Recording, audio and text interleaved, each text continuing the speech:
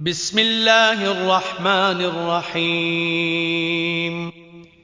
In the name of Allah, the Beneficent, the Merciful.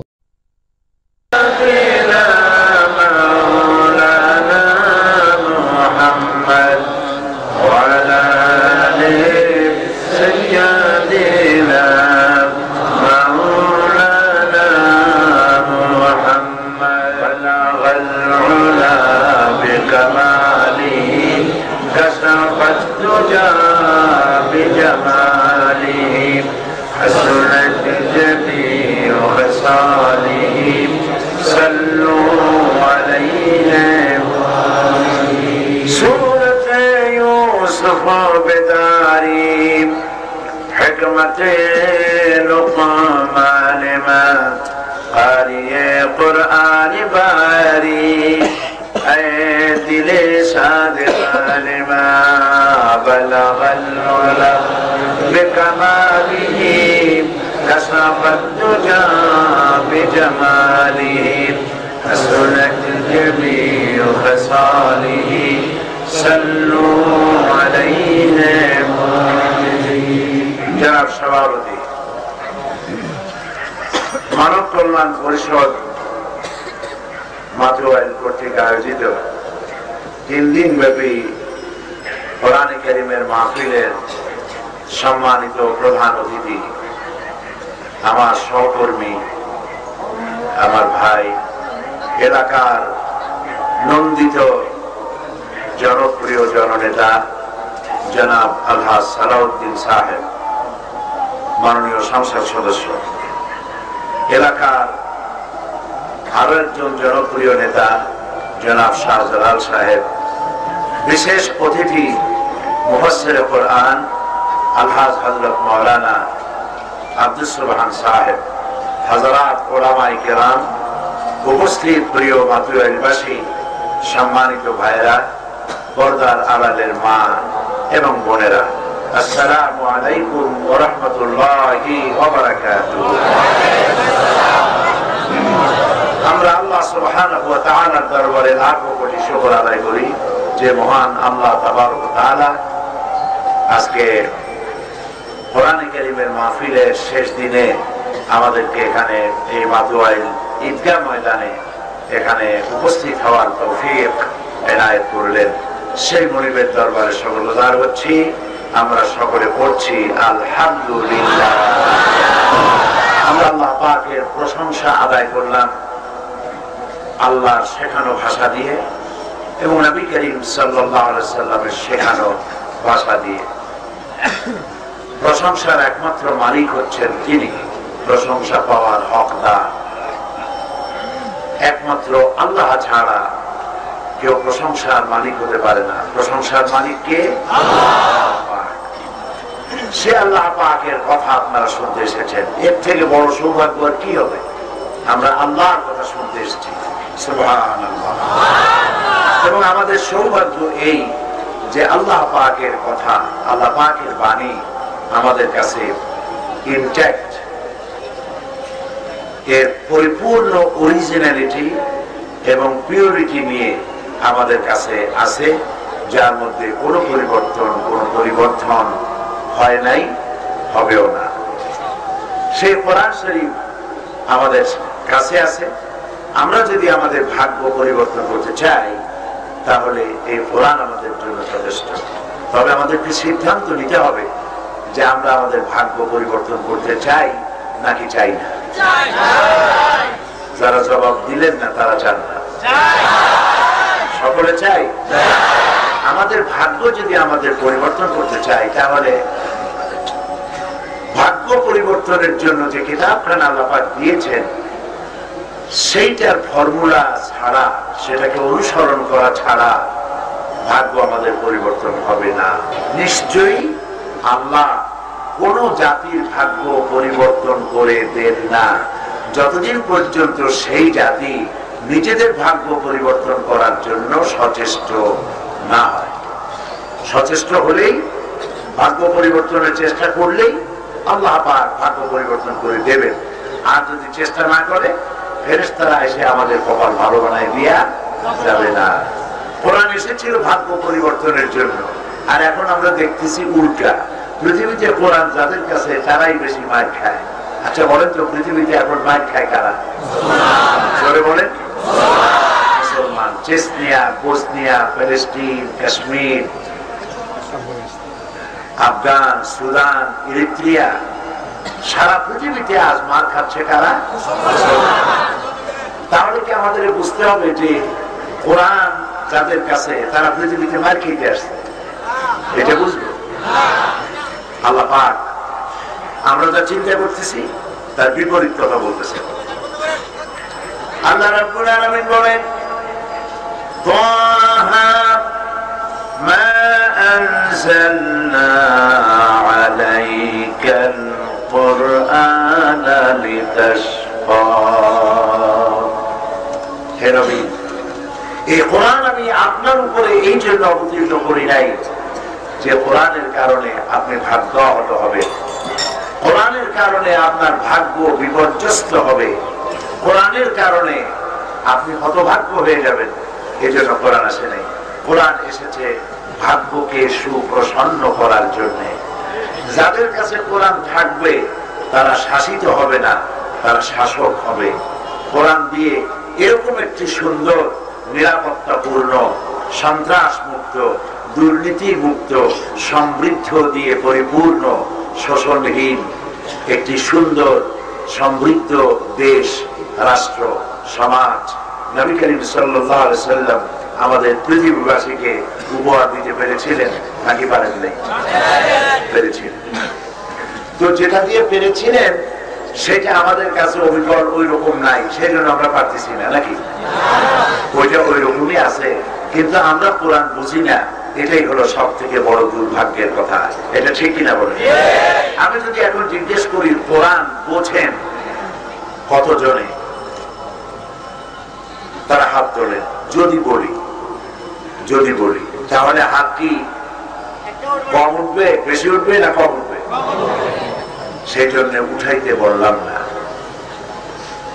আমরা কোরআন যে বুঝি না, এটা কি আমাদের জন্য খুব কৃতিত্বের ব্যাপার না অপরাধের ব্যাপার? ছোট অপরাধ না বড় অপরাধ? মাশাআল্লাহ, সব বুঝতেছেন। এখন জেনে বুঝে যদি কেউ অপরাধ করে সেই অপরাধের ক্ষমা হবে? তাহলে অপরাধটা আমরা বুঝে শুরু করেছি, ঠিক না? তবে হ্যাঁ, ক্ষমা হবে যদি আমরা চেষ্টা করি। এখনো কেউ কেউ বলতে পারে যে আমি তো বুড়া হয়ে গেছি, দাড়ি চুল পাকে গেছে, চোখে দেখি কম দাঁত পড়ে গেছে, এখন আমি কি বুঝবো আর কেমনি এগুলি করবো? শিক্ষার বয়স, শিক্ষার কোন বয়সে শুরু আর শেষ নাই। নবী করিম সাল্লাল্লাহু আলাইহি ওয়াসাল্লাম বলেছেন এটার বয়সের কোনো বড় হইতে হবে, বুড়ো হইলে শিখবে না, পারবে না, এরকম না। এটা হচ্ছে মিনাল মাহাদ ইলাল লাহাদ, দোলনা থেকে শুরু করে মৃত্যু পর্যন্ত পুরোটাই শিক্ষার বয়স। সুবহানাল্লাহ। তো আমি আপনাদের সামনে কোরআনে কারীমের একটি আয়াত আলোচনা করব ইনশাআল্লাহ, যদি আল্লাহ তৌফিক দেন, এবং দোয়া করি যেন আল্লাহ পাক যে কথা আমি বলবো তা যেন আল্লাহ আমাকে আমল করার তৌফিক দেন, এবং যারা শোনেন তাদেরকেও যেন আমল করার তৌফিক আল্লাহ পাক দিয়ে দেন। কোরআনে কারীম বিশাল গ্রন্থ, 114টি সূরা, 30টি পারা, 540টি রুকু, 6 সহস্রাধিক আয়াত। এটাকে কেউ কেউ বলেছেন 6666টি আয়াত, কিন্তু আসলে হিসাব করে দেখা গেছে যে 6666 এবং এর থেকে কিছু কম অথবা বেশিও হয়। সেই জন্য 6666 একটু কম বেশি হয়, এগুলো হিসাবে দেখা গেছে। কাজে ওইরকম না বলাই ভালো। 6 সহস্রাধিক আয়াত আল্লাহ পাক কোরআনে কারীমের মধ্যে দান করেছেন আমাদের জন্য। এই যে 6666 বলা হয়, তার থেকে 2, 4, 5, 10টা কম বেশি হোক, এই আয়াতগুলি, এই কথাগুলি সব হচ্ছে আল্লাহ পাকের। আর একটি আয়াত এর থেকে মানুষের তাবিজ দেখার জন্য আল্লাহ পাক পাঠান নাই। প্রত্যেকটি আয়াত হচ্ছে মানুষের জীবন সম্পর্কিত। এর মধ্যে 500 550 আয়াত হচ্ছে হুকমে শরঈ, শরীয়তের ব্যাপারে। এটা করবা, এটা করবা না, এটা খাইবা, এটা খাইবা না, এটা বলবা, এটা বলবা না। আদেশ এবং নিষেধ জাতীয় হলো 550।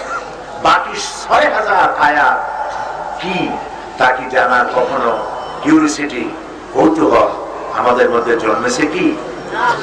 না, সোজা কথা না, জন্মায়।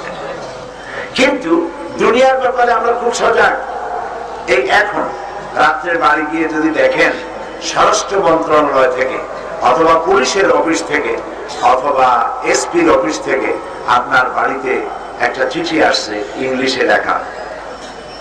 স্বরাষ্ট্র মন্ত্রণালয় থেকে অথবা থানা থেকে ইংলিশে লেখা একটা চিঠি আসছে। এটা বোঝার জন্য আপনার পেরেশানি হবে নাকি হবে না? পেরেশানি হয়ে যেতে হবে। থানা থেকে চিঠি আসছে, ইংরেজিতে, বাবা খাইছে, এটা কি আমার গ্রেফতার করবে না মাল করবে? এটা জানার জন্য নিজে না বুঝলে ছেলের কাছে, ছেলে না বুঝলে মেয়ের কাছে, মেয়ে না বুঝলে হাই স্কুল কলেজ, কত জায়গায় দৌড়াবেন এটা বোঝার জন্য। ঠিক কিনা বলেন? সত্য করে বলেন ঠিক কিনা? একটা থানার চিঠির যে গুরুত্ব আপনি দিলেন, একটা ওসির গুরুত্ব যা দিলেন, একটা স্বরাষ্ট্রমন্ত্রীর চিঠির যে গুরুত্ব দিলেন, আকাশ আর জমিনের মালিক আপনাকে আমাকে একখানা চিঠি দিয়েছেন কোরআন শরীফ। এটি বোঝার জন্য কোনো সর্দি গরমি হইল না, কোন চেতনার সৃষ্টি হলো না, কোন তরফ সৃষ্টি হলো না। এটা বড় দুঃখের ব্যাপার। সারা জীবন নামাজ পড়লাম, রুকু থেকে দাঁড়ায় বললাম সামি আল্লাহু লিমান হামিদা, অর্থটা কি জীবনেও কারোবার জিজ্ঞেস করলাম না। এখন যদি আমি জিজ্ঞেস করি সামি আল্লাহু লিমান হামিদা শব্দের অর্থ কি, তাহলে ফার্স্ট ডিভিশনে ফেল করবেন, এরকম আছেন না লোক? এদের সংখ্যাই বেশি। সুবহানা রাব্বিয়াল আলার অর্থ কি জানি না, সুবহানা রাব্বিয়াল আযীম অর্থ কি জানি না, দোয়া কুনুতের অর্থ কি জানি না, আত্তাহিয়াতের অর্থ কি জানি না, সূরা ফাতিহা কি জানি না, সূরা ইখলাস কি জানি না। এখন আপনি সিদ্ধান্ত নেন আপনার জায়গা কোথায় হওয়া উচিত, জান্নাতে না জাহান্নামে। একটি জিনিস, একটি বিষয় আলোচনা করব, যে বিষয়টি অর্জন করতে পারলে ফেরেশতার চাইতে আমাদের মর্যাদা বেড়ে যাবে। আর ওই বিষয়টি যদি আমাদের মধ্যে অনুপস্থিত থাকে, শয়তানের চাইতে মানুষ খারাপ হয়ে যাবে। বিষয়টি গুরুত্বহীন না গুরুত্বপূর্ণ? চলেন সেটাই আলোচনা করি। আল্লাহ রাব্বুল আলামিন কোরআনে কারীমের মধ্যে বলেছেন, ইয়া আইয়ুহাল্লাযীনা আমানু তাকুল্লাহা হাক্কা তুকাতিহি ওয়া লা তামুতুন্না ইল্লা ওয়া আনতুম মুসলিমিন।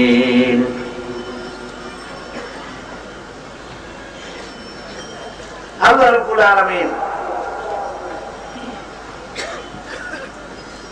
কোরআনে কারীমে বলছেন, ইয়া আইয়ুহাল্লাযীনা আমানু তাকুল্লাহ,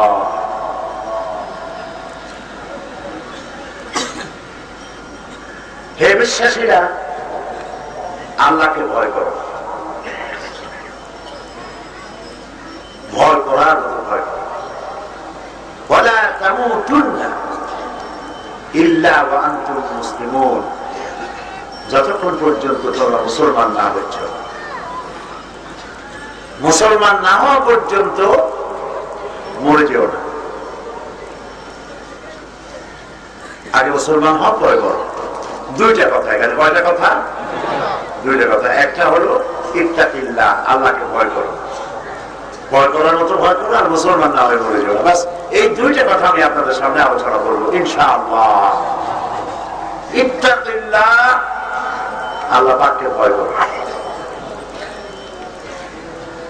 অন্য আয়াতের মধ্যে আল্লাহ পাক বলেছেন ওয়াত্তাকুল্লাহ মাস্তাতা'তু, ভয় করো আল্লাহকে যতটা সম্ভব, যতটা সম্ভব ভয় করা, অতটা ভয় করো।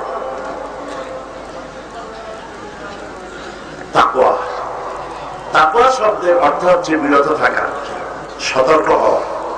তাকওয়া শব্দের অর্থ পরহেজ করা, ভয় করা। এই ভয় কাকে করতে হবে বলেন? সবাই বলেন কাকে ভয় করতে হবে? আল্লাহ রাব্বুল আলামিনকে ভয় করতে হবে। এই যে কতদিন আগে, 1 মাস আগে রোজা গেল, এই রোজাটা কেন আল্লাহ পাক কেন দিয়েছিলেন? এই তাকওয়া অর্জন করার জন্য। আল্লাহ রাব্বুল আলামিন কোরআনে কারীমের মধ্যে বলেছেন, ইয়া আইয়ুহাল্লাযীনা আমানু কুতিবা আলাইকুমুস সিয়ামু কামা কুতিবা আলাল্লাযীনা মিন ক্বাবলিকুম লাআল্লাকুম তাত্তাকুন।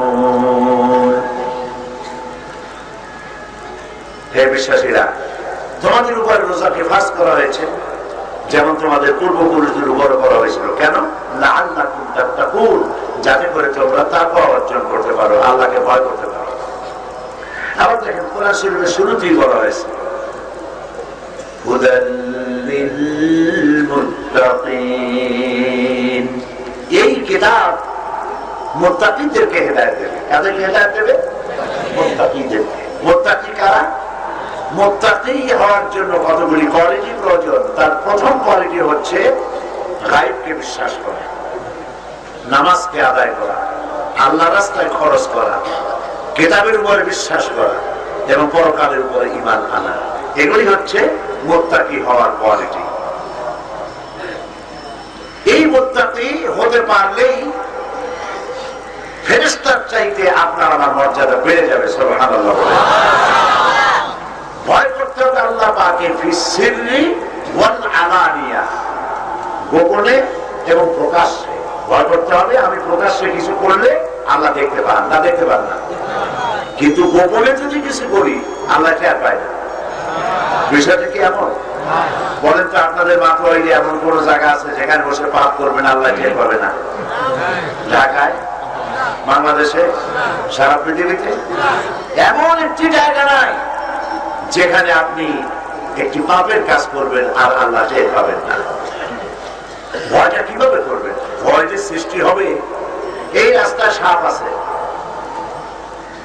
এটা যখন নিশ্চিত হবে তখন আপনি যাওয়ার সময় সতর্ক হয়ে যাবেন, ঠিক কিনা? সাপ আছে, লাঠি নিয়ে যেতে হবে, লাইট নিয়ে যেতে হবে, তা নাহলে কোন জায়গায় কোন সংক্রমণ হয় বিশ্বাস করতে হবে আগে যে এখানে আছে, সেই জন্য আমাকে সতর্ক হতে হবে।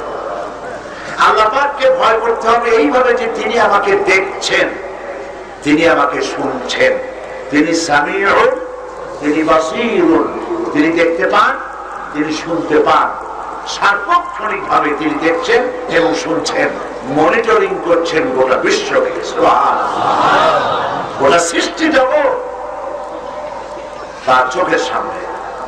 তবে কথাটা এরকম না, যেমন প্রশ্ন যদি করা হয়, বলেন তো দেখে আল্লাহ এখন কোথায়? একটু কঠিন প্রশ্ন, জবাব দিতে অসুবিধা হচ্ছে। সাধারণত লোকেরা বলে যে আল্লাহ সব জায়গায়। এই জবাব কিন্তু ঠিক না। বিষয়টা বুঝে নেন। যদি বলা হয় আল্লাহ সব জায়গায়, তাহলে অনেক খারাপ জায়গাও তো পৃথিবীতে আছে, আছে না? তো সব জায়গায় যদি হয় তাহলে তো সেখানেও থাকতে হয়। নাউযুবিল্লাহ। আল্লাহ রাব্বুল আলামিন কোথায় আছে? ওই প্রশ্নের জবাব চলুন আল্লাহ কি জিজ্ঞেস করি যে আপনি এখন কোথায়, আপনি কোথায় থাকেন? আল্লাহ রাব্বুল আলামিন কোথায় আছেন? মানুষেরা সেই প্রশ্ন করার বহু আগে আল্লাহ রাব্বুল আলামিন জবাব দিয়ে দিয়েছেন, আর-রাহমানু আলাল আরশি ইস্তাওয়া। আল্লাহ পাক আরশে আজিমে আসীন আছেন। সুবহানাল্লাহ। তাহলে তিনি সব দেখছেন কি করে? তিনি দেখছেন, তিনি আরশে আজিমে আছেন, সব কিছু তার চোখের সামনে, তিনি সব দেখতে পান। আমিও দেখতে পাই, এমপি সাহেব সহ আমরা সবাই দেখতে পাই। আল্লাহ শুনতে পান, আমরাও শুনতে পাই। আমার শোনা, আমার দেখা, আল্লাহ শোনা, আল্লাহ দেখা, দুটো কি এক? না।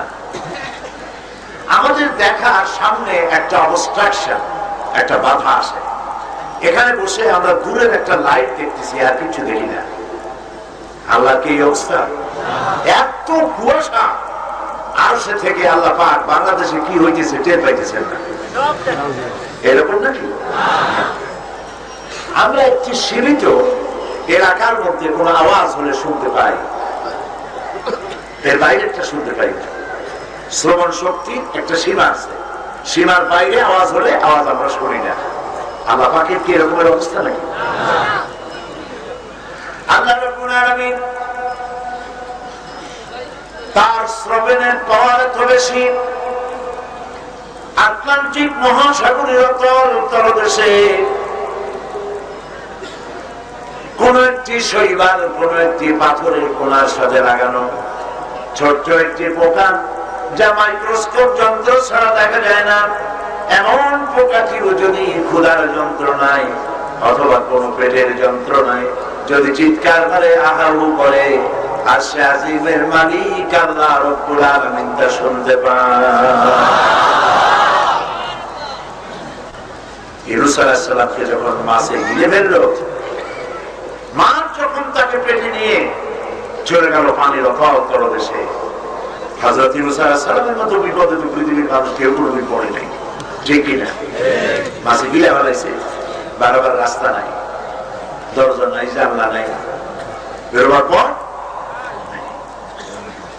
হযরত ইউনূস আলাইহিস সালাম মাছের পেটের ভেতরে বসে জীবন সম্পর্কে বুঝতে পারলেন, বাঁচার আর কোন পথ নাই। তিনি চিৎকার দিয়ে পড়লেন, লা ইলাহা ইল্লা আনতা সুবহানাকা ইন্নী কুনতু মিনাজ জালিমিন। পড়েন না, লা ইলাহা ইল্লা আনতা সুবহানাকা ইন্নী কুনতু মিনাজ জালিমিন। নদীর তলদেশে মাছের পিঠের ভিতরে বসে হযরত ইউনূস আলাইহিস সালাম যেই চিৎকার মারলেন, পানি ভিতরে কেউ শোনে নাই, স্থলভাগের কেউ শোনে নাই, অন্তরিক্ষের কেউ শোনে নাই। আল্লাহ রাব্বুল আলামিন বলেন, আমি আরশের মালিক, আমি ইউনূসের ডাক শুনেছি। শুধু শুনি নাই, সঙ্গে সঙ্গে জবাব দিয়ে দিয়েছি। ফাস্তাজাবনা লাহু ওয়া নাজাইনাহু মিনাল গাম্মি ওয়া কাযালিকা নুনজিল মুমিনিন। আমি ইউনূসের ডাকের জবাব দিলাম। মাছের পেটের মধ্যে ব্যথা শুরু হয়ে গেল, মাছ দেখলো বমি না করতে পারলে বাঁচতে পারলো না, মাছ ভেসে উঠলো, দরিয়ার কিনারে গিয়ে মাছ ইউনূস আলাইহিস সালামকে বমি করে দিল। ইউনূস আলাইহিস সালাম বেঁচে গেলেন। আল্লাহ পাক বললেন, শুধু ইউনূসকে নয়, ওয়া কাযালিকা, ঠিক একই ভাবে মুমিনেরা যদি বিপদে পড়ে আর আমারে ডাকে, আমি শুনি আর জবাব দেই। সুবহানাল্লাহ, বিপদ থেকে বাঁচায় দেব। সুবহানাল্লাহ। তো আল্লাহ পাক সব দেখতে পান, এবং ভয় করতে হলে এই কোয়ালিটি গুলি জানতে হবে, যে আমি ভয় করতেছি এই কারণে যে কেউ দেখছে না, এক মহান সত্তা আমাকে দেখতে পাচ্ছে। তিনি কে? বলে লন্ডনে একবার রাস্তা দিয়ে যাচ্ছে, রাত অনেক, রেড সিগন্যাল জ্বলতেছে, ড্রাইভার দাঁড়ায় গেছে, কোনো গাড়ি গাড়ি নেই, শুধু আমার গাড়ি যায়। আমি বললাম, তুমি তো চলেই যেতে পারো, আমাদের শহরে তো লোক চলেই যেত, কোনো গাড়ি টাড়ি নিয়ে অসুবিধা কি? কয় যে না, যাওয়া যাবে না। কেন? কয় যে এই যে রেড সিগন্যালের সাথে অটোমেটিক ক্যামেরা সেট করা আছে, আমি এখান থেকে যাব, ক্যামেরা ছবি নিয়ে নিবে, পরের দিন কোর্ট থেকে চিঠি আসবে, গাড়ির নাম্বার এত, গাড়ির রঙে, রাত 2:45 সময় অমুক জায়গা থেকে রেড সিগন্যাল মারিয়া তুমি চলে গেছো, কোর্টে আসো, জরিমানা দাও। এইরকম রাস্তায় রাস্তায় ওভার স্পিড যদি কেউ করে, যদি কেউ রেড সিগন্যাল মারে, তাহলে এইভাবে ক্যামেরা সেট করা আছে। ওই ক্যামেরা আছে বলে ভয় করেছে, ক্যামেরা যদি না থাকতো, আমাদের দেশে ক্যামেরা নাই, ভয়ও করে না। কি এর রেড সিগন্যাল, কিছু দেখলো না, ভ্যাগর করে মেরে চলে গেল, ঠিক না? ওখানে রেড সিগন্যাল আছে, জানে, সেই জন্য ভয় করে। আমাদের জীবনের পথে রব্বুল আলামিন অনেকগুলি রেড সিগন্যাল দিয়েছেন। জেনা করো না, একটা রেড সিগন্যাল। মদ খেও না, একটা রেড সিগন্যাল। সুদ খেও না, একটা রেড সিগন্যাল।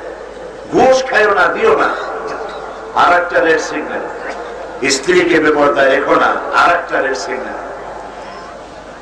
সমস্ত রেড সিগন্যাল গুলি আমরা মেরে যাচ্ছি একটার পর একটা। সুতরাং মানুষের দশা হচ্ছে এই যে অনবরত আল্লাহ পাকের রেড সিগন্যাল গুলি মেরে যাচ্ছে। আল্লাহ পাক বলছেন তিলকা হুদুদুল্লাহ, এই হচ্ছে আল্লাহ পাকের বর্ডার, এই বর্ডার গুলি ক্রস করো না, আল্লাহ নিষেধ করেছেন। এটা আমরা পারবো যদি বিশ্বাস করি আল্লাহ আমাকে দেখতেছে। বিশ্বাস করেন? জবাব তো দিবেন, এগুলি ইমানের প্রশ্ন। আল্লাহ আমার সব কিছু দেখতেছে, বিশ্বাস করেন? আমি যা বলি আল্লাহ সব শুনতেছে, বিশ্বাস করেন? এটা বিশ্বাস যদি করি তাহলেই ভয় করতে পারবো। কোরআনে কারীমে আল্লাহ রাব্বুল আলামিন বলেন وَيَعْلَمُ مَا فِي الْبَرِّ وَالْبَحْرِ وَمَا تَسْقُطُ مِنْ وَرَقَةٍ إِلَّا يَعْلَمُهَا। এই পৃথিবীর স্থলভাগে কি হয়, পানির তলে কি হয়, সব আমি জানি। কে বলতেছেন? সুবহানাল্লাহ বলবেন না? আপনি কোন হোটেলের কোন রুমে বসে কি করতেছেন কেউ টের পায় না। কে টের পায়? এক মহান সত্তা দেখতে পান। কে তিনি? আল্লাহ রাব্বুল আলামিন বলেন শুধু পানি এবং স্থলের কথা নয়, ওমা তাসকুতু মিন ওয়ারাকাতিন ইল্লা ইয়ালামুহা, এই পৃথিবীর কোন একটি গাছের পাতা যদি পড়ে যায়, কোন গাছের কোন পাতাটি পড়েছে আমি আল্লাহর কাছে তার খবর হয়ে যায়। এটাকে একটু গল্প করলাম, এটা কি? আল্লাহর কোরআন, আল্লাহর নিজের কথা। পৃথিবীর কোন দেশের কোন গাছের কোন পাতাটা আজকে পড়লো এটিও আমার কাছে খবর হয়। সুবহানাল্লাহ। পাতা পড়ার খবর যিনি রাখেন, কোথায় জেনা করতেছেন, কোথায় মদ খাইতেছেন, কোথায় কার টাকা মারতেছেন, কার সর্বনাশ করতেছেন, কারে হত্যা করতেছেন, কারে হত্যার পরিকল্পনা করতেছেন, এগুলো আল্লাহ টের পায় না। সুবহানাল্লাহ। আরেকটি আয়াত আল্লাহ রাব্বুল আলামিন বলেন মা ইয়াকুনু মিন নাজওয়া সালাসাতিন ইল্লা হুয়া রাবিউহুম। মানুষ তো দুষ্টামি করার জন্য পরামর্শ করে, কয়েকজন মিলে এক জায়গায় বসে পরামর্শ করে, অমুকরে মারবো, তমুকরে ধরবো। এই যে সেদিন আমাদের কোন একটা কলেজের না কোন একটা হাই স্কুলের হেডমাস্টারের জবাব করলো না, 2-3টা ছেলে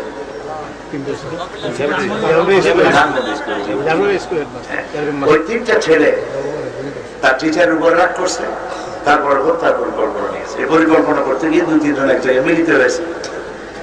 এটা মনে আসলো বলে বললাম। তো দুষ্টামি করার জন্য, ক্ষতি করার জন্য, মানুষের ক্ষতি করার জন্য এক জায়গায় বসে তোমরা 3 জন যেখানে বসো, আল্লাহ বলতেছে 3 জন যেখানে বসে পরামর্শ করো, মনে রেখো শুধু 3 জন না, ওখানে আরেক সত্তা আছেন, তিনি আমি আল্লাহ। ওয়ালা খামসাতিন ইল্লা হুয়া সাদিসুহুম, যেখানে তোমরা 5 জন, মনে করো না শুধু 5, ওখানে 6 আছে, আরেক মহান সত্তা, সে আমি আল্লাহ। এরপরে আল্লাহ পাক বলছেন, হয়তো তো চিন্তা করতে পারেন যে 3 জন হইলে তাহলে আল্লাহ চতুর্থ হবে, তাহলে আমরা 2 জনের পরামর্শ করবো, আর 5 জন হইলে 6 জন ষষ্ঠ নম্বরে থাকেন আল্লাহ পাক, তাহলে আমরা 7 জন হবো। আল্লাহ পাকের কথায় কোনো ফাঁক যোগ নাই। সুবহানাল্লাহ বলে, কোনো ফাঁক যোগ নাই। দেখেন না, এই যে ব্যারোমিটার যন্ত্র আছে, প্রত্যেকটি জিনিস মাপার যন্ত্র আছে না, ব্যারোমিটার যন্ত্র দিয়ে কি মাপে? আবহাওয়া। আবহাওয়া মাপে তারা কয় আগামীকাল বরগুনা, পটুয়াখালী, বরিশাল, পিরোজপুর ইত্যাদি এলাকায় ঝড়ো হওয়া প্রবাহিত হতে পারে।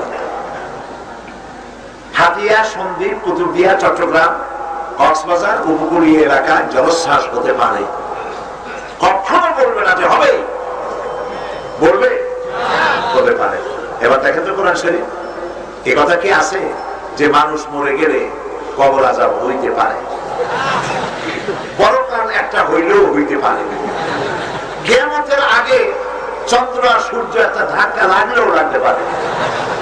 আজকে এরকম কথা নাই, কোনো পারে পারে নাই, কোনো যদি নাই, সব ডাইরেক্ট। আল্লাহ পাক বলেছেন ইজা সালামুন ফাতারাত, যখন আকাশ সমূহ বিলীন হয়ে যাবে, ওয়াইদাল কাওয়াকিবুন তাসারাত, যখন তারকা সমূহ বিক্ষিপ্ত হয়ে পড়বে, কাইদা বারাকাল বাসারু ওয়া খাসাবাল কামারু ওয়া জুমিআ শামসু ওয়াল কামার, চন্দ্র আর সূর্য যখন আলো হারিয়ে ফেলবে, চাঁদ আর সূর্য যখন ধাক্কা লাগবে, কোনটার মধ্যে পারে আর যদি বলি নেই, সব ডাইরেক্ট। কারণ কথা কার? আল্লাহ। মানুষে জানে না, সেই জন্য আন্দাজ একটা মেরে দেয়, কিন্তু আল্লাহ তো জানে ভবিষ্যতে কি হবে। কথা বুঝতে পেরেছেন? সেই জন্য আপনি যাতে চিন্তা করতে না পারেন যে তিনজন পরামর্শ করলে ওইখানে তো চতুর্থ আল্লাহ, পাঁচজন হইলে ষষ্ঠ সত্তা আল্লাহ, কাজে আমরা 7-8 জন হবো, আর না হয় 2 জন হবো। লাস্ট কথা দিয়ে আল্লাহ পাক এই চিন্তা শেষ করে দিয়েছে। এই আয়াতের শেষে কি আল্লাহ পাক বলেন ওয়ালা আদনা মিন যালিকা ওয়ালা আকসারা ইল্লা হুয়া মা'হুম আইনামা কানু। যদি 3 জনের কম হয়, যদি 5 জনের বেশি হয়, তোমরা আছো যেখানে, আমি আল্লাহ আছি সেখানে। এই চিন্তাটা করলেই ভয় করতে পারবেন, এই চিন্তা করলে ভয় করা যাবে। হযরত ওমর রাদিয়াল্লাহু তাআলা আনহু, তিনি তার অভ্যাস ছিল, তিনি তো রাষ্ট্রপতি। কি ছিলেন তিনি? কট্টুক দেশের, অর্ধেক পৃথিবী মানুষ সব ঘুমানো, তিনি ঘুমাইতেন না রাতের বেলা, একটা অংশ ঘুমাতেন, আরেকটি অংশ পায়ে হেঁটে হেঁটে ঘুরে ঘুরে যতদূর সম্ভব প্রজাপুঞ্জের বাড়ি বাড়ি চলে যেতেন দেখার জন্য কে কি হালতে আছে, খাইয়ে আছে না না খাইয়ে আছে। ওমর রাদিয়াল্লাহু তাআলা বলতেন, আমার শাসন আমলে ফোরাতের কূলে যদি একটা কুকুর, একটি ছাগলের বাচ্চা অথবা একটা কুকুরের সন্তান, কুকুরের বাচ্চা যদি না খেয়ে মারা যায়, ক্ষুধার্ত অবস্থায় মারা যায়, কিয়ামতে আমি ওমরকে আল্লাহর কাছে আসামি হতে হবে। এই দায়িত্ববোধ, এই রেসপন্সিবিলিটি, এটি তাদের মধ্যে ছিল। এই রেসপন্সিবিলিটি ছিল বলেই দুনিয়াকে তারা শাসন করেছেন নিষ্কলুষ ভাবে। সুবহানাল্লাহ। ঘুরতেছেন গভীর রাত শেষ প্রায়, এক বাড়ির মধ্যে কথাবার্তা হচ্ছে, এরকম আওয়াজ পেলেন, মনে করলেন বাড়িতে বোধহয় রোগ ব্যাধি কিছু হয়েছে, এত রাত্রে কথা বলে কেন। বাড়ির দরজার কাছে গিয়ে কান পাচ্ছে, শুনতে পেলেন বাড়ির গৃহকর্ত্রী মহিলা তার মেয়েকে রেখে বলছে, মা ওঠ, রাত প্রায় শেষ, আমি গরু, ছাগল, উট এগুলির দুধ দহন করে এনেছি, এখন তুই একটু পানি মিশা বেশি করে বাজারে বিক্রি করলে লাভ হবে ভালো। মেয়ে বলছে, মা এইসব কাম আমি পারবো না। শুনতেছে কে?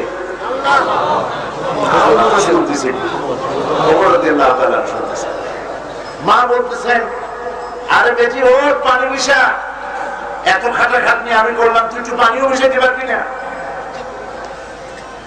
মেয়ে বলছে, মা আমি পারবো না। কেন পারবি না? কারণ আমিরুল মুমিনিন ওমর রাদিয়াল্লাহু তাআলা আনহু বলেছেন, দুধে এক সরকারি ফরমান বলে তিনি ফরমান জারি করেছেন, দুধে পানি মিশানো যাবে না।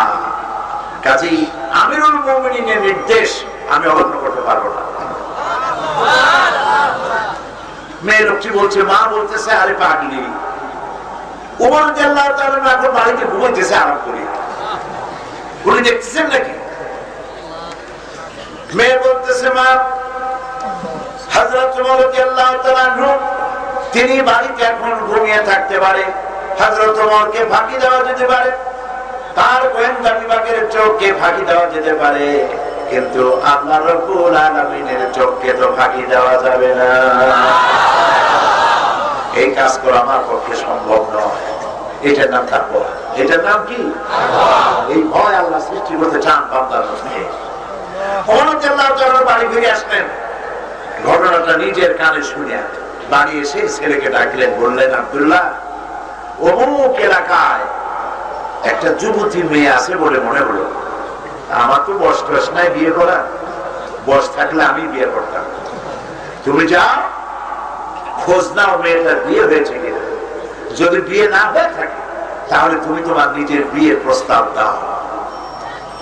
আমিরুল মুমিনিন অর্ধেকটা পৃথিবীর প্রেসিডেন্ট ছেলেকে পাঠালেন বিয়ের প্রস্তাব দিয়ে।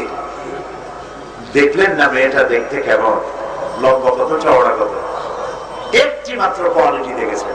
সেই কোয়ালিটি কি বলতে পারবেন? সুবহানাল্লাহ, আর ওয়াজ না করলেই হবে যদি বুঝে থাকেন। কোয়ালিটির নাম তাকওয়া। আর এই তাকওয়া দেখে মেয়েটাকে আমিরুল মুমিনিন পুত্রবধূ করে নিজের ঘরে আনলেন। রেজাল্ট কি হলো? কারখানা যেমন তার প্রোডাকশনও তেমন হয়। এই মেয়ে, তার পেটে যে মেয়ে হলো, সেই মেয়ের গর্ভেই হযরতে ফারুক সানি ওমর ইবনে আব্দুল আজিজ রাহমাতুল্লাহ আলাইহির মতো মানুষ আল্লাহ পাক দুনিয়ায় পাঠালেন। যেমন মা তেমন সা। তাহলে এটার নাম হচ্ছে তাকওয়া। এটার নাম কি? আল্লাহকে ভয় করা, প্রকাশ্যে এবং গোপনে। গোপন অবস্থায় প্রকাশ্যে একটা গুনাহ করলে, খুব লক্ষ্য করেন কথাগুলি, প্রকাশ্যে যদি গুনাহ করেন, মদ খাইতেছেন অথবা টাকা পয়সার লেনদেন হচ্ছে অবৈধভাবে, অথবা অন্য কোনো আকাম কুকাম কিছু হচ্ছে, এর লোকজনের মধ্যে হচ্ছে এবং এর সাক্ষী হলো যে কয়জন আছে তারা। কথা বুঝতে পারতেছেন? প্রকাশ্যে যে গুনাহ করেন সেই গুনার সাক্ষী উপস্থিত যারা তারা। আর যদি গোপনে কোনো গুনাহ করেন, একা একই অথবা দুজনে মিলে কোনো গুনাহ করতেছেন, এই গুনার সাক্ষী শুধুমাত্র এক মহান সত্তা আল্লাহ রাব্বুল আলামিন। কি মারাত্মক কথা! এই গুনার সাক্ষী কে রইলেন? আল্লাহ তাআলা। প্রকাশ্যে আর গোপনে যত গুনাহ করেছি দয়া করে তুমি মাফ করে দাও বলে না। তিনি যদি ক্ষমা না করে কোনো উপায় নাই। এই জন্য আল্লাহর কাছে ক্ষমা চাইতে হবে, আল্লাহ তুমি আমাদেরকে মাফ করে দাও। গুনাহ করা মানুষের জন্য খুব অস্বাভাবিক না স্বাভাবিক? খুবই স্বাভাবিক। এই জন্য আমরা যারা গুনাহগার, আল্লাহ রাব্বুল আলামিনকে ভয় করে গুনাহের জন্য চোখের পানি ফেলে কাঁদতে হবে, নামাজ পড়ে, তাহাজ্জুদের নামাজ পড়ে, তেলাওয়াত করে কাঁদতে হবে, গুনাহ মাফ চাইতে হবে রব্বুল আলামিন। যেসব গুনাহ গোপনে করা হয়েছে সেই গুনাহগুলি যদি সমাজের লোকেরা জানতো, একটু নিজেরা চিন্তা করেন, আমি জিজ্ঞেস করতেছি না, যে সব গুনাহ আমরা যৌবনকালে জীবনে যত প্রকার গুনাহ করছি গোপনে, এই গুনাহগুলি যদি সমাজের লোকেরা জানতো, সম্মান করত? আল্লাহ রাব্বুল আলামিনের কাছে সিজদা দিয়ে চোখের পানি ফেলে দোয়া করতে হবে, রব্বুল আলামিন আমার গোপনীয় গুনাহগুলি তুমি গোপন করে রেখেছো, কাউকে জানতে দাও নাই। কিন্তু কিয়ামতের দিন লক্ষ কোটি কোটি মানুষের সামনে আমার গোপন গুনাহগুলি জাহির করে দিয়ে আমারে তুমি স্মরণ দিও না। গুনাহ করলে বলে আল্লাহ পাকের নাম রহমান রহিম। বান্দা যখন চোখের পানি ফেলে দেয়, বান্দা যখন কাঁদতে থাকে, নবীজি বলেছেন আল্লাহর কাছে দুইটা ফোঁটা বেশি প্রিয়। একটা হলো জিহাদের ময়দানে যে রক্ত ফোঁটা পড়ে, আর আল্লাহর ভয়তে, জাহান্নামের ভয়তে মানুষের চোখ থেকে যে পানি ফোঁটা পড়ে, দুইটা ফোঁটা আল্লাহর কাছে বেশি প্রিয়। মানুষ যখন কাঁদে আল্লাহর ভয়তে, জাহান্নামের ভয়তে যখন কাঁদতে থাকে, চোখের পানি নাকের অর্ধেক আসতে না আসতে আল্লাহ রাব্বুল আলামিন মাফ করে দেন। সুবহানাল্লাহ। আল্লাহ রাব্বুল আলামিন দয়াবান, মেহেরবান, রহমান, রহিম। সুবহানাল্লাহ। তিনি রহমান, দুনিয়ার জন্য রহমান, আখিরাতের জন্য রহিম। দুনিয়া শুধু দেন, সবাই দেয়। আচ্ছা দেখেন, রহমান মানে হলো দাতা, যিনি দেন। মানুষের মধ্যেও দাতা আছে। আমরা যে দেই, বন্ধু বান্ধব, আত্মীয় স্বজন, দল দেখে দেখে দেই। যে আমার বিরোধী, আমার সমালোচনা করে, আমার সাথে শত্রুতা করে, আমি কি তার দেই? বলেন না, যখন দেই। এবার আল্লাহ পাকের আদব, সিস্টেম দেখুন। তিনি শুধু নামাজি রোজাদার হজ করে যাকাত দেয়, শুধু এই লোকদেরকেই দেন না, যারা নাফরমান নামাজ নাই রোজা নাই তাদেরকেও দেন। বরং দেখা যায় কোন কোন ক্ষেত্রে নামাজি দিনদার পরেজগার লোকের চাইতে বেঈমান লোকের আরো বেশি পায়। নামাজ নেই রোজা নাই, বাড়ির অভাব নাই, গাড়ির অভাব নাই, কোন কিছুর অভাব নাই, জমের পাওয়া পাইতেছে। এই যে বেশি পায় এইটা দেখে ঘাবড়াবার কোনো কারণ নাই। আল্লাহ পাক বলেন ওর আখিরাত নষ্ট হয়ে গেছে। দুনিয়া চাইছে, আমি দুনিয়া দিয়ে দিলাম। এক লোকের একটা গাধা ছিল আর একটা খাসি ছিল। প্রত্যেক দিন বাড়ি থেকে বেরোবার সময় গাধারে দিত থাপ্পড়, আর খাসি ঘাড়ের উপরে হাত বুলাইয়া যত্ন করে দিত। একদিন গাধায় খাসিতে বলছে, গাধা, আরে গাধা তুই আসলেই গাধা। গাধা বলছে, আমি তো গাধাই, তুই আমার এরকম গাল দিস কেন? গাল দিয়ে এই জন্য দেখিস না মালিক তোরে থাপড়ায়, জুতা মারে, কাম ধরে টান দেয়, আর আমারে কথা আদর করে, ভুসি খাওয়ায়, তিসি খাওয়ায়, গোসল করায়। গাধাই কয় যে কথা ঠিকই, কিন্তু তোর এত আদর বাড়ছে কেন তা তুই কি জানিস? তা তো জানি না, কোরবানির প্রাণ উঠছে। নামাজ নাই, রোজা নাই, আল্লাহ নাই, পরকাল নাই, জেনা, ব্যভিচার, মদ, সুদ, ঘুষ, জন্মের খাওয়া খাচ্ছে, তারপরেও বাড়ি গাড়ি সমানে অভাব নাই। কারণ হলো মাতাউন কালিল সুম্মা মাওয়াহু জাহান্নাম ওয়া বিসাল মাসীর। কারণ সামান্য কিছু সময়ের জন্য দুনিয়া দিয়ে দিলাম, এই দুনিয়ার আল্লাহর কাছে কোনো দাম নাই। হাদিস শুনুন, হাদিসে কুদসি আল্লাহ পাক বলেছেন, লক্ষ্য করুন, আল্লাহ পাক বলছেন এই পৃথিবীর মূল্য যদি আমার কাছে মশার ডানার তুল্য হতো। চিন্তা করছেন মেসালটা কি, দৃষ্টান্তটা কি, এক্সাম্পলটা কি? মশার ডানার তুল্য যদি দুনিয়ার দাম দিতাম। আচ্ছা কত দেখে, আমি যদি আপনারে 1 লক্ষ মশার ডানা জোগাড় করে দেই, আমার কত দেবেন? জি কিছু তো দিবি না। আর চিন্তা করবেন যে লোকটারে একদিন মাথাটাতে ভালো ছিল, সর্বনাশ হয়ে গেছে। তাহলে 1 লক্ষ কেন, 50 কোটি মশার দানা একত্রিত করলেও একটা কোটা পয়সা দাম নাই। আল্লাহর দৃষ্টান্ত দেখুন, আল্লাহর কথা। আল্লাহ পাক বলছেন এই পৃথিবীর মূল্য যদি আমি আল্লাহর কাছে মশার ডানার তুল্য হতো, কাফেরকে 1 ঢোক পানি কিনতে দিতাম না। এটা দাম নাই। কুলু ওয়া তামাত্তাউ, খা, জব্বের খাওয়া খা। আর খাইতেছে মানুষ, গরুকেও খায়, ছাগলেও খায়, ও খায়, হারাম খায়। হারাম সরকারের টাকা, জনগণের টাকা চিন্তাই করে না, সবাই খাইতেছে। সেই যে খাইলে হালাল খান, তাই হালাল খাইতে হইলে আল্লাহর ভয় করা ছাড়া তো আর হালাল খাবে না। খায়। রমজান মাসে একজন রোজাদার অফিসারের কথা শোনাচ্ছি, ঘুষের টাকা নিয়ে আসে, খুব রাগ করছে। বেটা যাদব, রোজার দিন এই টাকা কি এটা হাতে করে নেওয়ার জিনিস? বুদ্ধি শুদ্ধি নাই, কমন সেন্সের কমনও নাই। স্যার আপনি তো চাইছিলেন, কত আপনি তো চাইছিলেন ওই ড্রয়ার খুলে ড্রয়ার মধ্যে ছুঁয়ে যাবে, এই টাকা হাত দিয়ে নেওয়া যায় না। রোজার দিন ড্রয়ার মধ্যে ছুঁয়ে দিল, মনে করলো আল্লাহ দেখে নাই। আল্লাহ পাক দেখছেন না বিষয়টা? সুতরাং মদ, জুয়া, ঘুষ, সুদ, হারাম শুয়ারের মাংসের মতো মনে করুন, জাহান্নামের আগুনের মতো মনে করুন, তাহলেই পরহেজ করতে পারবেন, নিজে বাঁচতে পারবেন। সুবহানাল্লাহ। হযরত আবু বকর রাদিয়াল্লাহু তাআলা তাকওয়া কারি হয়, 6 দিন ওয়াজ করলে তো ছাড়বে না। হযরত আবু বকর রাদিয়াল্লাহু তাআলা খলিফাতুল মুসলিমিন, আমিরুল মুমিনিন, স্ত্রী বলতেছে, আমিরুল মুমিনিন বাচ্চাগুলো একটুই খেতে চায় সারিদ। আরব দেশে সারিদ হচ্ছে খুব উন্নত মানের খাবার, একটা হালুয়া। হযরত আবু বকর রাদিয়াল্লাহু তাআলা বলছেন, বেগম যা বেতন পাই তাই দিয়ে সারিদ বানাইয়া বাচ্চাদের খাওয়াবার মতো আমার কাছে পয়সা নাই, বাচ্চাদের অন্য কিছু খাওয়াই বুঝাই দাও,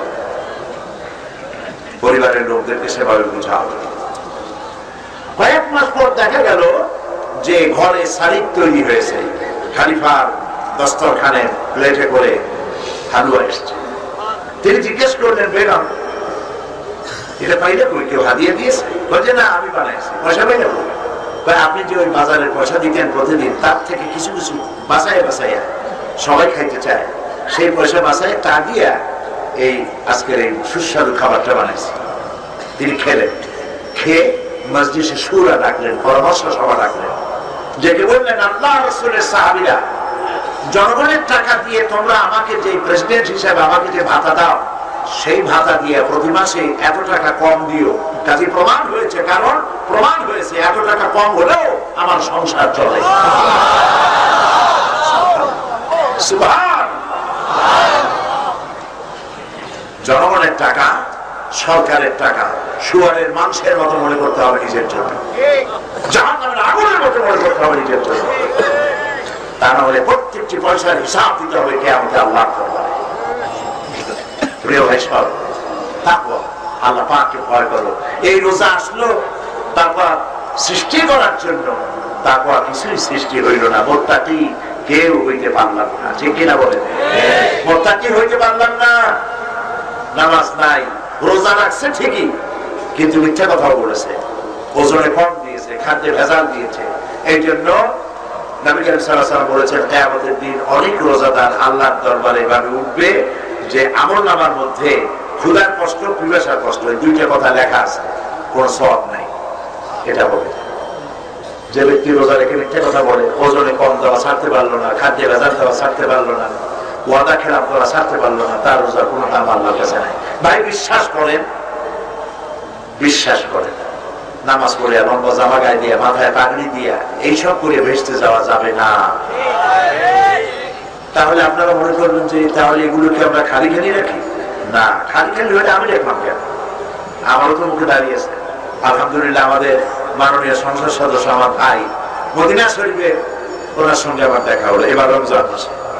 আলহামদুলিল্লাহ, মাননীয় প্রধানমন্ত্রীর সাথে আমরা দুজন এবং আরো মন্ত্রীরা একসাথে আমরা উহুদে হযরত হামজা রাদিয়াল্লাহু তাআলা আনহুর মাজার জিয়ারত করলাম। আমরা মসজিদে কুবায় গেলাম, মসজিদে কিবলাতাইনে গেলাম।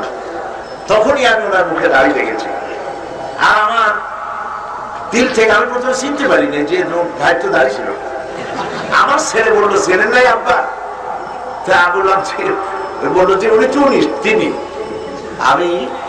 আমি খুব খুশি হলাম এবং আজ আমি দিল থেকে দোয়া করি, রাসূলের যে সুন্নাত তার মুখে আল্লাহ উঠাইছেন, ওনাকে আপনারা ভোট দিয়ে যে ভালো কাজটা করেছেন, উনি যেন জীবন দিয়ে আপনাদের প্রত্যেকের প্রতি ইনসাফ করতে পারে, তৌফিক আল্লাহ দেন। প্রিয় ভাই সব, এই দাড়ি টুপি, এটা হলো একটা দাড়ি টুপি, জামা, পাগড়ি, ইউনিফর্ম। পুলিশের যেমন খাকি ড্রেস, আর্মির যেমন চক্কর মক্কর ড্রেস, বিডিআরের চক্কর মক্কর ড্রেস আছে না, এই যে ড্রেসগুলি এবং র্যাঙ্ক লাগানো, ফিতা লাগানো, দড়ি ঝুলানো ইত্যাদি, এগুলি হচ্ছে তাদের ইউনিফর্ম। এই ইউনিফর্মের মূল্য আছে। এই ইউনিফর্ম ছাড়া যদি কেউ আসামি ধরতে যায়, আইডেন্টিটি কার্ডও নাই, ইউনিফর্মও নাই, তাহলে গ্রেফতার তো অনেক করবে আগে লোকেরা। তুই বেটা কোন দেশের পুলিশ গো, তোর জামা কই? ঠিক না? ইউনিফর্মের দাম আছে, দাম আছে না?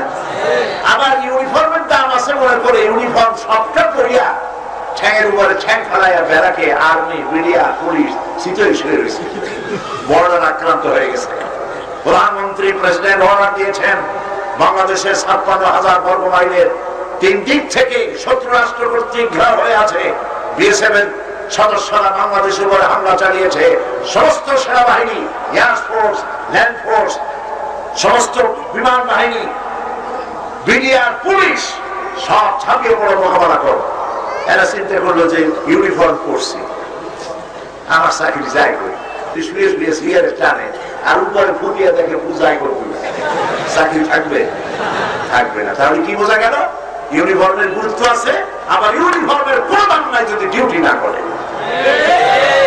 জামা, দাড়ি, টুপি, পাগড়ির মূল্য নাই যদি আপনি আল্লাহকে ভয় না করে। আবার আল্লাহর ভয় করতেছেন, কিন্তু মুসলমান হিসেবে যা আপনার করা দরকার, আপনার পরিচয় হওয়া দরকার, পরিচিতি নাই, তাহলে এটাও চলবে না। দুটোর সমন্বয় হতে হবে, কম্বিনেশন হতে হবে। কথা বুঝে আসছে? আল্লাহ আমাদের বুঝায় দিন, বলেন আমি। আল্লাহ আমাদের বুঝায় দিন, বলেন আমি। আমরা যেন বুঝা মানতে পারি, তৌফিক যেন আল্লাহ দেন, বলি আমি। প্রিয় ভাই সব, আর লম্বা করবো না কথা। এখন আসতেছি, আল্লাহ পাক বলেছেন আমাকে ভয় করো, ভয় করার মতো ভয় করো। ওয়ালা তামুতুন্না ইল্লা ওয়া আনতুম মুসলিমুন, আর মুসলমান না হইয়া মরে যেও না, আল্লাহ নিষেধ করেছেন। আগে মুসলমান হও, তারপরে মরো। এখন মরাটা কি আমার ইচ্ছা আছে? যারা জবাব দিলেন না তার ইচ্ছে করলেই মরতে পারবে। মরা কি আমাদের ইচ্ছা? হায়াত এবং মওতের মালিক কে? আল্লাহ। সেই জন্য মরা যখন আমার ইচ্ছায় নাই, মরা কার ইচ্ছায়? আল্লাহ। আর আল্লাহ বলতেছে মুসলমান না হয়ে মরো না, তাহলে প্রতি মুহূর্তে মুসলমান অবস্থায় থাকতে হবে। প্রতি মুহূর্তে মুসলমান অবস্থায় থাকতে হবে। সেটা কিরকম?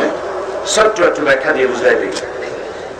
আমাদের দুইটা হাত, দুইটা পা, দুইটা কান, দুইটা চোখ, একটা মুখ, একটা ব্রেন, এই যে জিনিসগুলি আছে, মুসলমান হইতে হইলে এগুলি সব একটা একটা করে মুসলমান বানাইতে হবে। মুসলমান কপালে লিখে রাখলে হয় না, মুসলমান প্রকাশ হয় তার আমলের দ্বারা। ঠিক কিনা বলে? গরুর গোশত খাই আমরা মুসলমান, শুয়ার খাই না। ঠিক কিনা? আমরা মদ সেবন করি না, কারণ এটা আমার জন্য কি হারাম। আমি 31st নাইট অবজার্ভ করি না, কারণ এটা আমার ট্র্যাডিশন নয়, আমার কালচার নয়। 31st নাইট যারা অবজার্ভ করে, নাচে, গায়, মদ খায়, চিল্লায়, আতশবাজি ফুটায়, এটা কালচার নয়, এটার নাম ক্যান্সার। গোটা জাতির দেহের ক্যান্সার। এই জন্য সরকারে মুসলমান বানাইতে হবে। দুইটা পা আগে মুসলমান বানান। কিভাবে? এই দুটি পা দিয়ে মানুষ কোন জায়গায় পাপ করতে গেলে হাঁটে যায় কি দিয়া?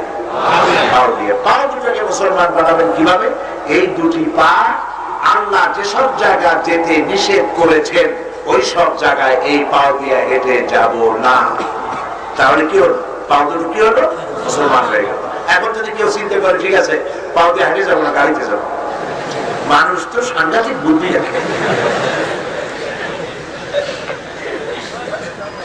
পরের স্ত্রীর দিকে কুনজরে তাকাইও না, কিন্তু প্রথম যে নজরটা পড়ে, চলতে গেলে নজর পড়ে যায় না, রাস্তায় পথে ঘাটে বাসে হঠাৎ একটা মেয়ের উপরে দিকে নজর পড়বে, হাদিসে আছে প্রথম নজর আল্লাহ মাফ করে দিবেন, দ্বিতীয়বার তাকায়। কেউ করে এটার অর্থ করছে যে প্রথম নজর যখন মাফ, ওই নজর অনেক লম্বা করে দেবে। কাজে আপনাকে চিন্তা করতে হবে, মূল কথাটি আপনাকে চিন্তা করতে হবে, যেখানেই যান, পাও দিয়ে হেঁটে যান, রিক্সায় যান, গাড়িতে যান, চলার জন্য যান আগে এই দুটি পাকে আল্লাহকে ভয় করে চালান, পাও দুটি মুসলমান হয়ে যাবে। দুটি হাত যত পাপ মানুষের করে কি দিয়ে করে? হাত দিয়ে করে।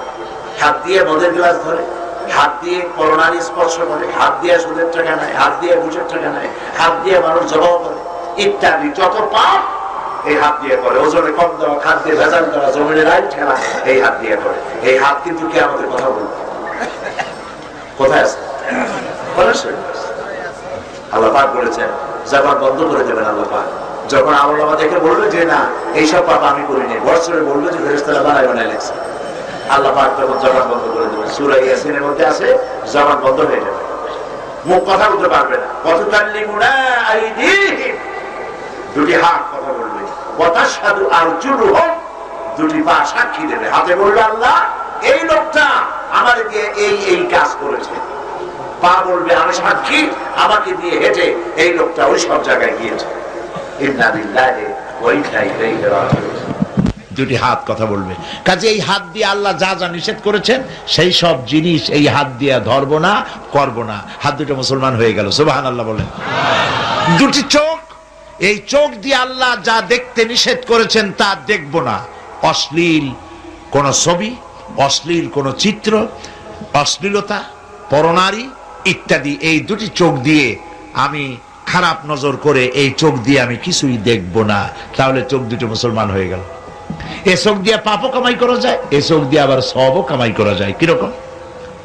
হাদিস শরীফে এসেছে, নবীজি বলেছেন দুটি চোখ দিয়ে যদি কেউ তার মা বাপের দিকে দৈনিক একবার ভক্তির নজরে তাকায়, আল্লাহ রাব্বুল আলামিন তার আমল নামায় একটা কবুল নফল হজের সওয়াব লিখে দিবেন। সাহাবীরা জিজ্ঞেস করলেন, ইয়া রাসূলুল্লাহ, যদি কোনো সন্তান তার মা বাবার দিকে দৈনিক 100 বার তাকায় তো কি হবে? নবীজি বললেন, আল্লাহর নিয়ামতের ভান্ডার অফুরন্ত, সেখানে কোনো অভাব নাই। কোন বান্দা যদি তার মা বাপের দিকে দৈনিক 100 বার তাকায় ভক্তির নজরে, দয়ার নজরে, আল্লাহ পাক ওই বান্দার আমল নামায় 100 কবুল নফল হজের সওয়াব লিখে দিবে। তাহলে চোখ দিয়ে গুনাহও কামাই করা যায়, সওয়াবও কামাই করা যায়। চোখ দুটোই মুসলমান বানান। আল্লাহ যা দেখতে নিষেধ করেছেন তা চোখ দিয়ে দেখবো না। তাহলে পা মুসলমান হইল, হাত মুসলমান হইল, চোখ মুসলমান হইল। কান দিয়ে মিথ্যা কথা শুনবো না, গীবত শুনবো না, অশ্লীল গান শুনবো না, বাজনা শুনবো না, আল্লাহ যা যা নিষেধ করেছেন তা শুনবো না। তাহলে কান দুইটা কি হয়ে গেল? মুসলমান হয়ে গেল।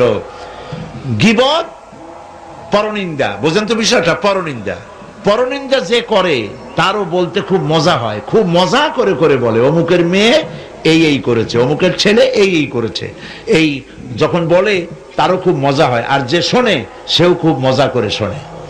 এর মজা হয় কেন? যে জিনিসের পেছনে শাস্তি আছে ওইটা একটু মজা বেশি হয়, জ্বালা বেশি আছে শাস্তি বেশি, সেটার শাস্তি বেশি হয়ে যায়। যেমন দাঁতের রুগী, পিঠে দাঁত হয়েছে অথবা বাহুতে দাঁত হয়েছে, রোদের মধ্যে গেছে, চুলকানো শুরু করেছে, যত চুলকায় তত মজা লাগে, কিন্তু চুলকানি যখন শেষ হয়ে গেল তারপরে জ্বালা শুরু হয়ে গেল। ঠিক কিনা? ঠিক কিনা? গীবত এইরকম এক চুলকানি রোগের মতো, যে বলে তারও মজা লাগে, যে শোনে তারও মজা লাগে। আর এটি হলো জিনা করার মতো গুনাহ। নাউযুবিল্লাহ। আপনার সাহস থাকে, এমপি সাহেব যদি কোনো অন্যায় করে থাকেন ওনার সামনে এসে বলুন, তাহলে আপনার সওয়াব হবে। উনি তো মানুষ, ফেরেশতা তো না। আমি তো মানুষ, আমি তো ফেরেশতা না, ভুল তো আমাদের হতেই পারে। এসে যদি বলেন এই কামটা ভুল করেছেন, এটা করা উচিত না। ওমর রাদিয়াল্লাহু তাআলা আনহুর মতো মানুষের সামনে দাঁড়ায় গেছে একজন, তিনি খুতবা দিতেছিলেন, এক পাতলা চিকুন শুকনা শাকনা এক মানুষ দাঁড়ায় গেছে। হযরত ওমর বলছেন, ইয়া আইয়ুহাল মুসলিমুন মাশারাল হাজিরিন, হে উপস্থিত জনতা, আমি যা বলি শোনো। একজন যুবক দাঁড়ায় গেল, শুনবই না। আপনাকে প্রথমে বলতে হবে, এত বড় লম্বা জামা কোথায় পাইছেন? এবার সরকারি ভাবে যে কাপড় পেয়েছি আমরা, তাতে আমাদের জামা হইছে দূর, আপনার জামা উদ্দূর হইল কেমনে? লম্বা বেশি কাপড় পাইলেন কই? এটার জবাব দেন, তারপরে বক্তৃতা করেন। গণতন্ত্র কারে বলে? সুবহানাল্লাহ বলবেন না? এইটার নাম গণতন্ত্র। ইসলাম এটাই শিখাইছে। হযরত ওমর রাদিয়াল্লাহু তাআলা আনহু পুলিশকে ডেকে বললেন, বেটারে গ্রেফতার কর। জি না, তিনি জবাব দিতে যাচ্ছেন, ছেলে দাঁড়িয়ে বললেন, ভাই আমার আব্বাকে আপনি যে প্রশ্ন করেছেন, আমি আব্দুল্লাহ ইবনে ওমর রাদিয়াল্লাহু তাআলা আনহুমা, আমি প্রেসিডেন্টের ছেলে, আমিরুল মুমিনিনের ছেলে, আপনি যদি অনুমতি দেন জবাবটা আমি দেই। হ্যাঁ দিতে পারেন। তিনি বললেন, আমরা সবাই এক মাপের কাপড় পেয়েছি, আমিও এক টুকরো পেয়েছি। আমার আব্বা আমার থেকে অনেক লম্বা, তিনি খুব লম্বা মানুষ ছিলেন, আমার আব্বা অনেক লম্বা মানুষ। তিনি যে জামা পেয়েছিলেন, সেই যে কাপড় পেয়েছিলেন, ওই কাপড়টা খুব ছোট হয়ে গিয়েছিল। আমার কাপড়টা আমি আব্বারে দিছি, আব্বা তারটা আর আমারটা জোড়া দিয়ে এই জামাটা বানাইছেন। সুবহানাল্লাহ। যুবক বললেন, আমিরুল মুমিনিন, আপনি বক্তব্য রাখেন, আমরা শুনবো। সুবহানাল্লাহ, সুবহানাল্লাহ। এটার নাম হলো, এটা সব হবে যদি সামনে বলে দেন, আর পিছনে বলবেন, যতক্ষণ বলবেন অতক্ষণ জিনা করলে যত পাপ হবে, এত পাপ আপনার আমলনামায় লেখা হবে। আরো কি হবে জানেন? অন্যের গীবত গাইবেন, আপনার আমলনামার কষ্ট করা সওয়াবগুলি যার গীবত গাইবেন তার আমলনামায় চলে যাবে, আর যার গীবত গাইলেন তার পাপগুলি আপনার আমলনামায় চলে যাবে। নাউযুবিল্লাহ বলেন। তাহলে কান দুইটারে কি বানাইতে হবে? মুসলমান। সেই জন্য আল্লাহ যা নিষেধ করেছেন তা শোনা যাবে না। মুখটারে মুসলমান বানাইতে হবে। কাল অন্তঃকরণ, মন দিয়ে কোনো কুচিন্তা করা যাবে না, ভালো চিন্তা করতে হবে। কুচিন্তা করলে মনটা মুসলমান হইতে পারলো না। ভালো ভালো চিন্তা করবেন, মানুষ সম্পর্কে ভালো ধারণা করবেন। এরপরে জবান। নবীজি বলেছেন, তুমি যদি তোমার শরীরের দুইটা জিনিসের জামিন হতে পারো, তাহলে আমি আল্লাহর নবী তোমার জান্নাতের জামিন আমি হয়ে যাব। একটি হলো তোমার লজ্জাস্থান, আর একটা হলো তোমার জিহ্বা। এই দুইটা জিনিসের জামিন তুমি হও, তোমার বেহেশতের জামিন আমি হব। সুবহানাল্লাহ। তোমার লজ্জাস্থানের হেফাজত করো, তোমার জবানকে হেফাজত করো। সমস্ত পাপের উৎস এই মুখ। এই মুখ দিয়ে মানুষ, মুখ দিয়ে বিবাহ, মুখ দিয়ে তালাক, মুখ দিয়ে জমিন রেজিস্ট্রি, মুখ দিয়ে জমিন বিক্রি, এই মুখ দিয়ে ঈমান, এই মুখ দিয়ে কুফরি। এই মুখ হচ্ছে সব। জবানটাকে কন্ট্রোল করো, জবান মুখকে কন্ট্রোল করো, আল্লাহকে ভয় করো। প্রত্যেকটি কথার হিসাব হবে কিয়ামতে, প্রত্যেকটি শব্দে। মা ইয়ালফিজু মিন কাওলিন ইল্লা লাদাইহি রাকিবুন আতীদ। আল্লাহ পাক বলেন, বান্দা এমন কোন কথা বলে না যে কথা রেকর্ড করা না হচ্ছে।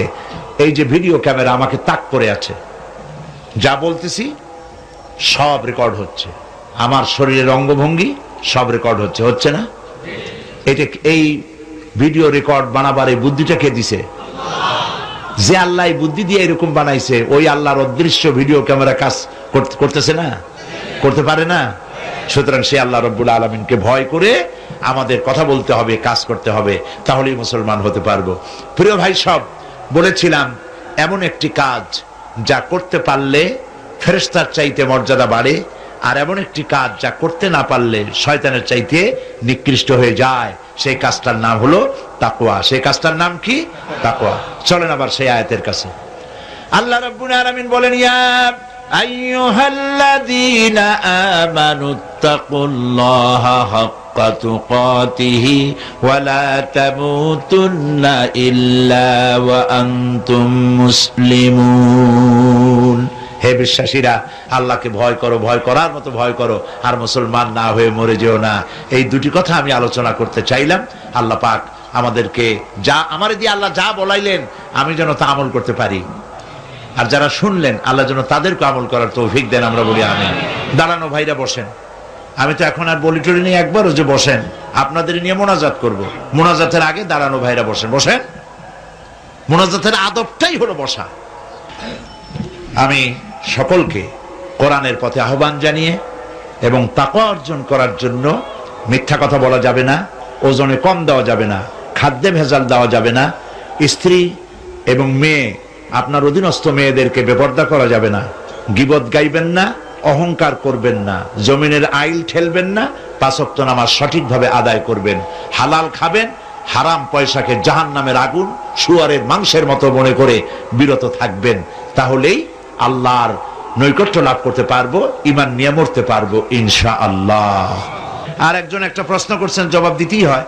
প্রশ্ন করেছেন যে আমরা জানি যে ছবি উঠানো বিশেষ শরীয়তের বারণ, ওজর ছাড়া জায়েজ নয়। আমার প্রশ্ন হচ্ছে, ওয়াজ মাহফিল জাতীয় দ্বীনি মজলিসে ভিডিও ধারণ করা জায়েজ কিনা?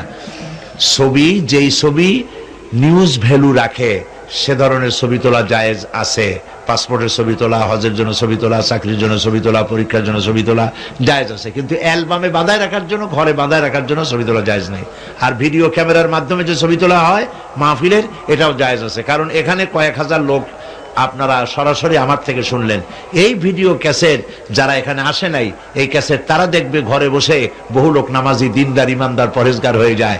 তাফসিরে মাহফিলের চট্টগ্রামের ভিডিও ক্যাসেট ইউরোপ, আমেরিকা সহ পৃথিবীর সর্বত্র আছে।